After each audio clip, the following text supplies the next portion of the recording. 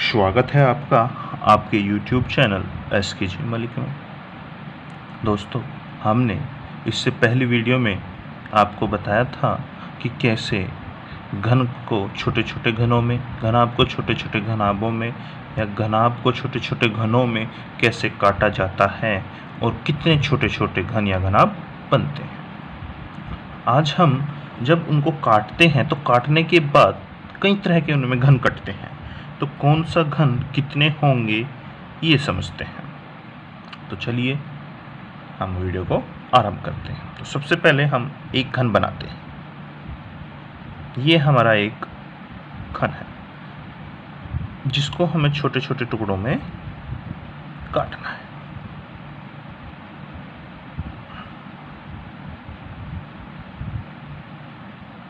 घन तो सभी को बनाना आता ही होगा, वैसे एग्ज़ाम में हमको इसको बनाने की आवश्यकता नहीं होती।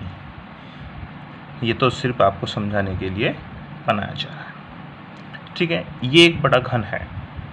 ठीक है, अब इसको छोटे छोटे भागों में काट रहे हैं। जैसे ये काट दिया,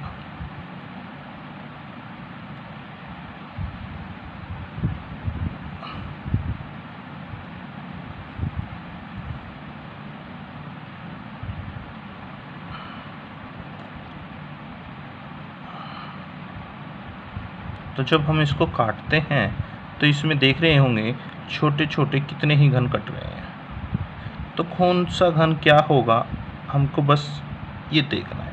अगर आपने मेरी ये बातें ध्यान से सुन ली और ध्यान से समझ लिया तो कभी भी आपको ना तो किसी फार्मूले को याद करने की आवश्यकता होगी और ना ही रटने की आवश्यकता होगी। बस ध्यान से आप पूरी वीडियो को आराम से सुनना, तो आपका काम आसानी से हो जाएगा।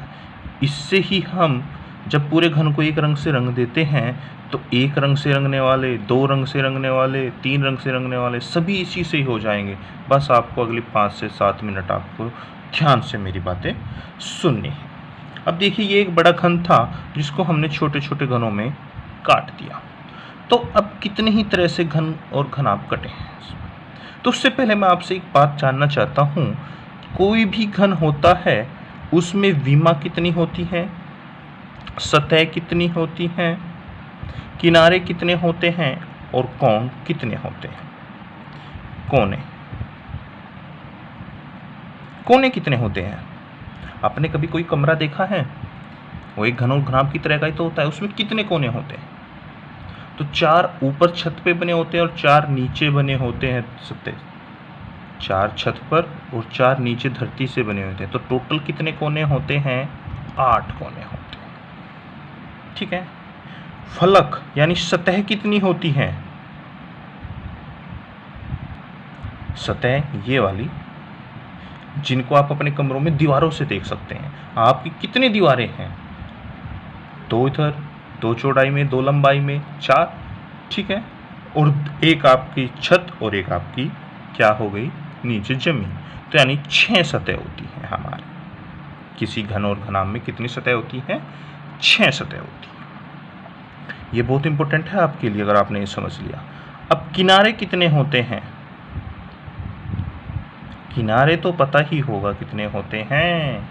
किनारे हमारे 12 होते हैं। अपने कमरे में ध्यान से देख लेना, बैठे हुए भी होंगे आप कमरे में, देख लेना। एक दीवार से 4, उसके सामने वाली से 4, 8, 2 अब इधर के बच गए, 2 उधर के, कितने हो गए? 12। 8 और 4 12, तो 12 किनारे होते हैं। वैसे आप काउंट कर लेना। ठीक है, अब इन्हीं से ही हम सब कुछ कर सकते हैं। देखिए, सबसे पहली बात, ये क्या है? ये कहाँ पे बना हुआ है? कोनों पे बना हुआ है। ठीक है, कहाँ पे बना हुआ है? कोने पे बना हुआ है। तो इसको हम क्या कहते हैं? इस पे जो ये कोने पे बना हुआ है, इस वाले को हम कहते हैं, इधर मैं लेके लिख देता हूँ, इसको कहते हैं हम शीर्षखन। क्या कहते हैं? शीर्षखन। जो कोनों पर बना हुआ होता है उसको क्या कहते हैं हम? शीर्षखन। ठीक है, दूसरी बात, ये क्या है? ये हमारी एक सतह है और सतह के ये मध्य में बना हुआ है एक, ठीक है, ये वाला कहाँ पे बना हुआ है, मध्य में बना हुआ है, केंद्र में बना हुआ है, ठीक है, बिल्कुल बीचों बीच केंद्र में बना हुआ है, तो इसको क्या कहते हैं हम, केंद्रीय घन।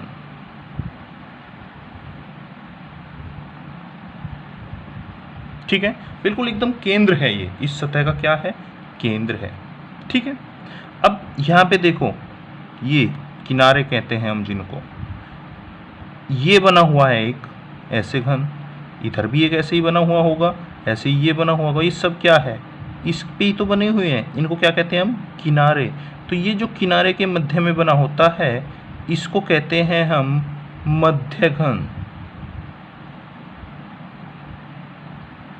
जो शीर्ष पे बने शीर्ष घन, जो किनारों के बीच में बने मध्य घन, जो सतह के केंद्र में बने केंद्रीय घन। और एक और भी घन होता है, जब हम इन तीनों प्रकार के घनों को काट के अलग कर देते हैं तो इसके अंदर से निकलता है, उनको कहते हैं हम अंत्य केंद्रीय घन। अंत्य केंद्र यानी जो अंदर से निकलते हैं, अंत्य केंद्रीय घन। तो चार प्रकार के ये हमारे घन होते हैं। अब ध्यान से समझना, शीर्ष घन कहाँ पे बने हुए हैं, शीर्ष पे, और हमारे शीर्ष यानी कोने कितने होते हैं, 8। तो यानी हमारे शीर्ष घन कितने होंगे, 8 ही होंगे। कोई भी कितना बड़ा घन हो उसमें से छोटे छोटे घन कितने भी काट लो आप, उसमें हमेशा शीर्ष घन कितने होंगे, 8 होंगे, क्योंकि ये किस पे बने होते हैं, कोनों पर बने होते हैं। तो शीर्ष घन की संख्या हमेशा 8 होगी। कितनी होगी, 8 होगी। क्वेश्चन कुछ भी आए आंख मीच के लगा देना, शीर्ष घन कितने होंगे, 8 होंगे, ठीक है। अब बात करते हैं हम मध्य घनों की। मध्य घन कहाँ पे बने होते हैं, किनारों पे बने होते हैं। अगर एक किनारे पे एक बने तो टोटल कितने बनेंगे, 12 किनारे होते हैं, सभी पे एक एक बनेगा, तो यानी मध्य घन कम से कम 12 तो बनेंगे ही बनेंगे। अब ये तो एक बना हुआ है, हो सकता है कि ये इसको ऐसे काट दे कि बीच में 2 बन जाए, 2 भी तो बन सकते हैं, 3 भी तो बन सकते हैं। तो बनते तो ये मध्य में ही है। और मध्य कैसे निकालते हैं, एक ऊपर का हटा दो, एक नीचे का हटा दो, यानी 2 कम कर दो। टोटल कटे हुए हिस्से में से कटे हुए हिस्सों की संख्या होती है n हमेशा। कटे हुए हिस्सों की संख्या कितनी होती है, n।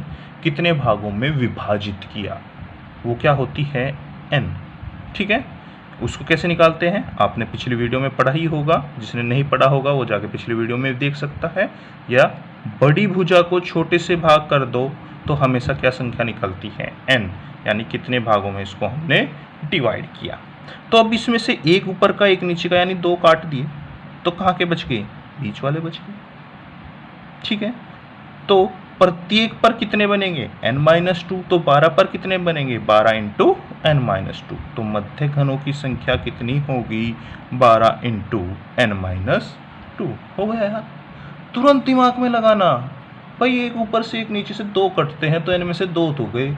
अब मध्य घन है यानी किनारों पे बनेंगे, और किनारे होते हैं 12, तो 12 से गुना कर देंगे तो कितने बन जाएंगे, 12n-2 हो गया ना यार। चलिए अब बात करते हैं हम केंद्रीय घनों की। तो ऐसे ही केंद्रीय घन कहाँ पे बने होते हैं, कहाँ पे बने होते हैं, सतह पे। और सतह कितनी होती है, 6। यहाँ पे ले रहा हूँ मैं। तो केंद्रीय घनों की संख्या अगर प्रत्येक सतह पे 1 बने तो कितनी बनेगी, 6 पे 6 बन जाएगी। लेकिन एक तो तब बनता है जब एक ही हो बीच में, अगर बीच में 2 हुए तो 2 बनेंगे, 3 हुए तो 3 बनेंगे। लेकिन इनको निकालेंगे कैसे, वही टोटल कितने हिस्सों में कटा होता है ये, n, और n में से एक ये गया, एक ये गया, यानी n में से 2 गए, n-2। अब एक चीज ध्यान देना, ये लंबाई से ये चौड़ाई से दोनों तरफ में n में से 2 जाएंगे, n-2 ये गए, एक ही ऊपर से एक नीचे से। ऐसे इधर से भी तो एक इधर से इधर से n में से 2 गए, तो n-2 2 बार जाएंगे तो n-2 इंटू n-2 क्या हो गया, n-2 का होल स्क्वायर। यानी केंद्रीय घनों की संख्या हमेशा कितनी होगी, 6 इंटू n-2 का होल स्क्वायर। ठीक है भाई, सतह पे 2 भुजा होती हैं, एक लंबाई और एक चौड़ाई, तो दोनों पे कटेगा यानी n-2 का होल स्क्वायर। और सतह हमारी कितनी होती है, 6, तो 6 से हम इसमें मल्टीप्लाई कर देते हैं। ठीक है दोस्तों, समझ में आ रहा है। चलिए अब देखते हैं हम अंत्य केंद्र घन कैसे निकालते हैं। भाई अंत्य केंद्र घन, अब हमें तो पता नहीं कितने कटेंगे अंदर से, तो संख्या का तो हमको इसमें कुछ लेना देना नहीं। अब कटते तो n में से ही हैं भाई n में से एक इधर से एक इधर से लंबाई के साथ, n में से एक इधर से एक इधर से चौड़ाई के साथ या ऊंचाई के साथ। तो 3 विमा होती है, तीनों में से ही बाहर से कट जाएगा, लंबाई से भी, चौड़ाई से भी और ऊंचाई से भी। जब हम लंबाई चौड़ाई ऊंचाई के काट के अलग कर देंगे तभी तो अंदर के निकल के आएंगे। तो कितने निकालेंगे हम, n-2 निकालेंगे, और कितनी तरफ से, 3 तरफ से, तो इसकी पावर क्या कर देंगे, 3। तो अंत्य केंद्र घनों की संख्या हमेशा क्या होगी, n-2 की पावर 3 होगी। आया ना दोस्तों समझ में। बस जब भी कुछ भी पूछे क्वेश्चन तुरंत झट से जवाब। क्या करना है, पूछा मध्य घन, भाई मध्य घन तो हमारे कहाँ बने होते हैं, किनारों पर, तो यानी 12 तो गुना होनी है क्योंकि 12 किनारे होते हैं।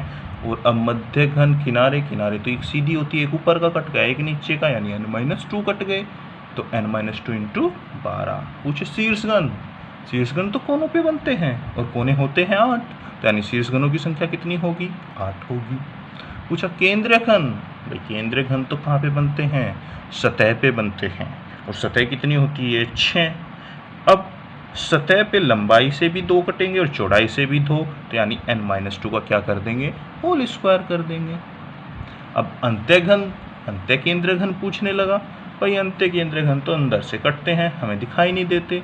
अब वे लंबाई से भी कटेंगे, चौड़ाई से भी कटेंगे और ऊंचाई से भी कटेंगे, तीनों तरफ से कटेंगे, तो इसलिए क्या कर देंगे, n-2 की पावर 3। तो कट गए ना। और अगर कुल पूछे तो लास्ट वीडियो वाले कुल हमने लास्ट में पढ़ा ही था, कुल क्या होते हैं, हमेशा n³ होते हैं।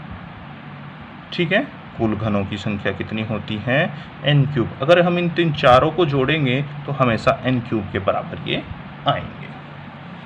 ठीक है दोस्तों, अब आपसे एक चीज और क्वेश्चन पूछता है कि जब इनको पूरे को हमने रंग दिया तो रंगने के बाद कितनी सतह रंगी होगी। अब एक चीज ध्यान से देना, अगर एक घन पूरा है और उसको हमने पूरे को रंग दिया, तो रंगने के बाद हमने उसे काट दिया, छोटे छोटे टुकड़ों में काट दिया, तो काटने के क्या बाद क्या कभी किसी घन की चारों सतह रंगी हुई होगी, नहीं रंगी होगी, क्योंकि अंदर से कट के आएगा निकल के, अंदर से रंगा थोड़ा होगा।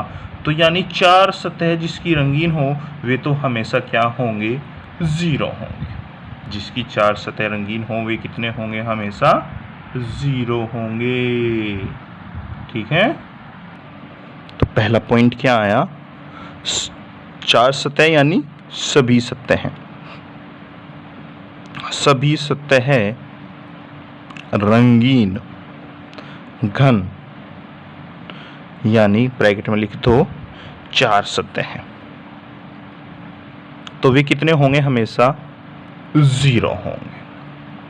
ठीक है, अब दूसरे की बात करते हैं, सभी सतह यानी 4 सतह, उसके बाद आता है 3 सतह रंगीन। 3 सतह रंगीन घन कितने होंगे, तो चलिए ये चीज हम आपको आपके डायग्राम से बताते हैं। तो वापस डायग्राम पे चलते हैं। जब काट के अलग करेंगे तो किस में 3 रंगे हुए दिखेंगे, हमेशा शीर्ष वालों में 3 रंगे हुए दिखाई देंगे, इधर से और एक ऊपर से। कोई से भी शीर्ष को देख लो, इधर से और एक इधर साइड से, हमेशा शीर्ष घन ही 3 सतह से रंगे हुए होंगे। ठीक है दोस्तों, तो जब भी 3 सतह रंगीन पूछेगा तो वो कौन से होंगे, शीर्ष घन होंगे ये वाले, और शीर्ष घन हमेशा कितने होते हैं? 8 होते हैं। तो 3 सतह रंगीन घन कौन से होंगे? शीर्ष घन, और वो कितने होते हैं? 8 होते हैं। ठीक है दोस्तों, 3 सतह रंगीन कितने होंगे? 8। अब तीसरा पॉइंट क्या आता है? 2 सतह रंगीन,